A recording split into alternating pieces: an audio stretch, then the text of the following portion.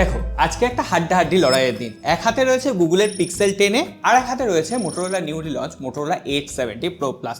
আজকে এই দুটো ফোনের মধ্যে অ্যাকচুয়ালি আমরা কম্পারিজন করব। তোমাদের মধ্যে অনেকেই বেশিরভাগই গুগলের পিক্সেল 10 কে চোখ বন্ধ করে ভরসা করবে, কারণ 7 বছরের লং টার্ম একটা আপডেট দেবে, ক্যামেরা কোয়ালিটি একদম দুর্ধর্ষ লেভেলের। কিন্তু সেই জায়গায় দাঁড়িয়ে মোটোরোলা 870 Pro Plus কি দেবে? কোয়াড 50 মেগাপিক্সেলের প্রো লেভেল ক্যামেরা, 144 হার্টজের একটা কার্ভ ডিসপ্লে, আর ডিজাইনটা তো দেখতেই পাচ্ছ কি সুন্দর। আর মোটো AI 2.0 এক্সক্লুসিভ ফিচারগুলোর কথা না হয় এখন থাক, মোটামুটি একটা ফ্ল্যাগশিপ লেভেল এক্সপিরিয়েন্স প্রোভাইড করতে পারে মোটোরোলা 870 Pro Plus। কি এখন একটু বুকের মধ্যে ধকধক লাগছে তো? কোন ফোনটাকে চুজ করা ঠিক হবে, গুগলের পিক্সেল 10 নাকি মোটোরোলা 870 Pro Plus? দামটা দিয়ে শুরু করি। পিক্সেল 10 8GB 256GB দাম রয়েছে ফ্লিপকার্টে, এখন দেখলাম 49,999 টাকা। কিন্তু এই একই সেগমেন্টে 12GB 256GB Motorola 870 Pro Plus এর দাম 44,999 টাকা। অর্থাৎ মোটোরোলায় র্যাম ক্যাপাসিটি বেশি থাকছে, এছাড়াও বেটার ফ্ল্যাগশিপ লেভেলের হার্ডওয়্যার থাকছে, আর তারপরে এক্সপিরিয়েন্স। আর সেটা এই ভিডিওটা দেখার পর তোমরা নিজেরাই জাজ করতে পারবে। আর আমাদের যদি জাজ করতে চাও তাহলে নিচে লাইক বাটনটা রয়েছে, ভিডিওগুলো হেল্পফুল লাগলে অবশ্যই বন্ধুদের সাথে শেয়ার করো, অন্তত যারা ফ্ল্যাগশিপ গ্রেডের একটা ফোন কিনবে বলে ভাবছে তাদের সাথে।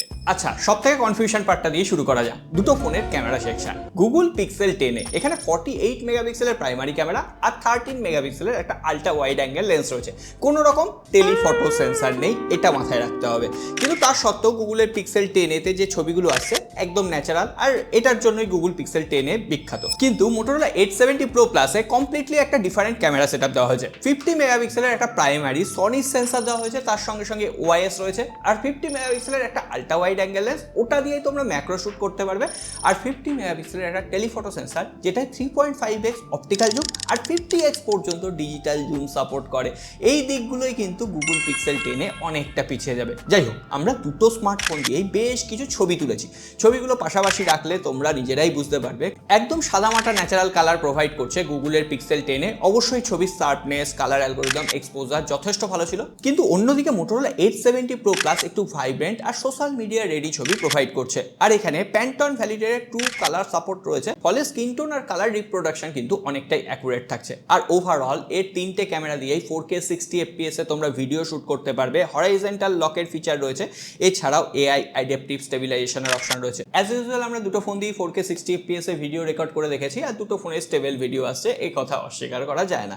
তবে হ্যাঁ, মোটোরোলার অন্যান্য ফোনগুলোর মতোই 870 Pro Plus-এও বেশ কিছু AI ফিচার দেওয়া হয়েছে, যেমন AI magic eraser, AI photo unblur, AI editor, এই সমস্ত কিছু। আর গুগল ফটোসের নেটিভ AI ফিচারগুলো গুগল পিক্সেল 10 তোমরা পেয়ে যাবে। এবার তোমরা ছবিগুলো দেখে বলো, গুগল পিক্সেল 10 ছবি বেটার লাগছে নাকি মোটোরোলা 870 Pro Plus? তোমরা ভাইব্রেন্ট ছবি চাইলে, সোশ্যাল মিডিয়া রেডি চাইলে, আজকের দিনে যেটা আমরা সব থেকে আগে বেশি চাই, মোটোরোলা 870 Pro Plus দুর্দান্ত কাজ করেছে। এমনকি পোর্ট্রেট মোডে আমরা যে ছবিগুলো তুলেছি, S2S ডিটেকশন দেখো কতটা পারফেক্টলি ম্যানেজ করেছে। আর ন্যাচারাল কালার চাইলে গুগল পিক্সেল 10 যথেষ্ট ভালো কাজ করছে। তবে 50,000 টাকায় টেলিফটো সেন্সার না দেওয়াটা, এটা যথেষ্ট বড় একটা ডিসঅ্যাডভান্টেজ। আচ্ছা, ডিজাইনে তোমরা কাকে বেশি নাম্বার দেবে বলো, গুগল পিক্সেল 10 নাকি Motorola 870 Pro Plus? Google Pixel 10 আমরা এখানে ব্যাক প্যানেলে প্লাস্টিক পাচ্ছি, ফ্রেমটা মেটালের, অবশ্যই হাতে হ্যান্ডি ফিল দিচ্ছে। কিন্তু মানতে বাধা নেই, মোটোরোলা 870 Pro Plus একদম লাক্সারিয়াস ডিজাইন প্রোভাইড করছে। এখানে প্যান্টন ভ্যালিডেটেড কালার রয়েছে, তার সঙ্গে সঙ্গে ফোনটা হাতে ধরে কিন্তু বেশ মজা আছে, কারণ ফোনটা যথেষ্ট হালকা আর পাতলা, মাত্র 7.1 mm। কিন্তু অন্যদিকে পিক্সেল 10 প্রায় 9 mm ঠিক, যেটা যথেষ্ট চোখে লাগছে। কিন্তু মোটোরোলা 870 Pro Plus সত্যিই লাক্সারিয়াস প্রিমিয়াম ফিল প্রোভাইড করছে। উপরন্তু IP68, 69 আর মিলিটারি গ্রেড ডিউরেবিলিটিও প্রোভাইড করছে। আর এই দিক থেকে IP68 রেটিং কিন্তু গুগল পিক্সেল 10 রয়েছে, কিন্তু এখানে মিলিটারি গ্রেড কোনো রকম সার্টিফিকেশন নেই, ডলবি অ্যাটমসের সাপোর্ট নেই। সো এই অ্যাডভান্টেজগুলোর জন্য, আর মোটোরোলা বিভিন্ন কালার ভ্যারিয়েন্টে অ্যাভেলেবেল, সো স্টাইল আর ভাইব অনুযায়ী তোমরা তোমাদের পছন্দের কালার চুজ করতে পারো। আর মোটোরোলা 870 Pro Plus কে আরো দেখতে সুন্দর লাগছে কেন বলো তো? এই ফোনটা ডিসপ্লের জন্য, ডিসপ্লেতেই চোখটা আটকে যাচ্ছে, কারণ এখানে 6.8 ইঞ্চির 1.5K super HD plus extreme AMOLED quad curve display রয়েছে। আর এই ডিসপ্লেটার পাশে যখনই গুগল পিক্সেল 10 কে রাখা হচ্ছে না, একদম ম্যানম্যানে হয়ে যাচ্ছে।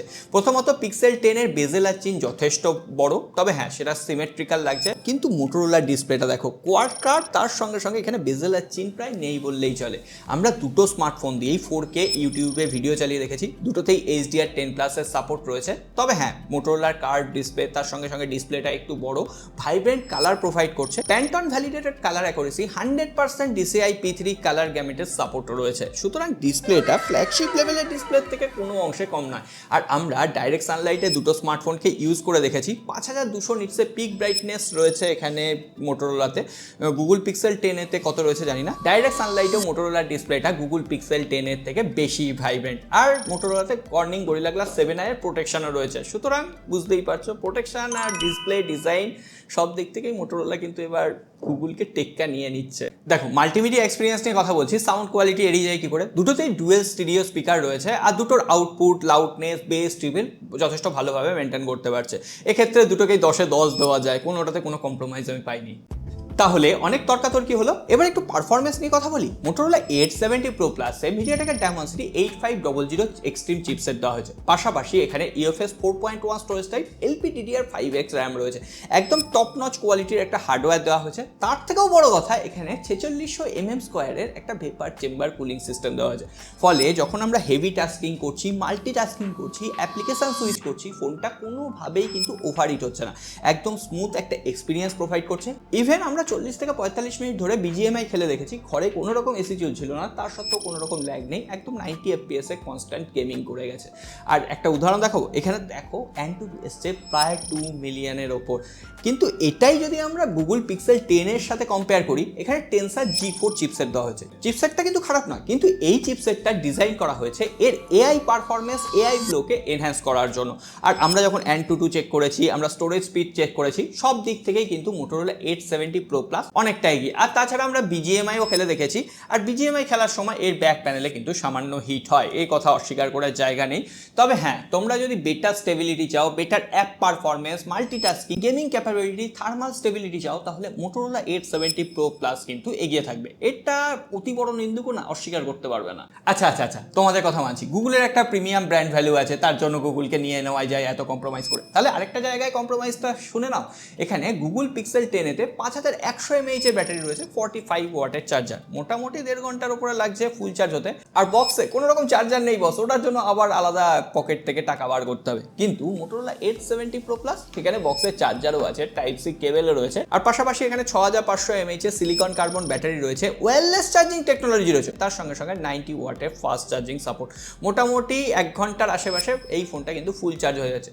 আর হ্যাঁ, একবার চার্জ করলে 2 দিনের জন্য একদম নিশ্চিন্ত হয়ে যাওয়া যাচ্ছে। তবে হ্যাঁ, সফটওয়্যারের দিক থেকে তো গুগলকে টেক্কা নেওয়ার মতো কেউ নেই। আর এখানে 7 বছরের অপারেটিং সিস্টেম আপডেট, সিকিউরিটি প্যাচ লেভেল আপডেট দেওয়া হবে, এটার জন্যই তো গুগল। কিন্তু হ্যাঁ, মোটোরোলাও কিন্তু একেবারে পিছিয়ে নেই।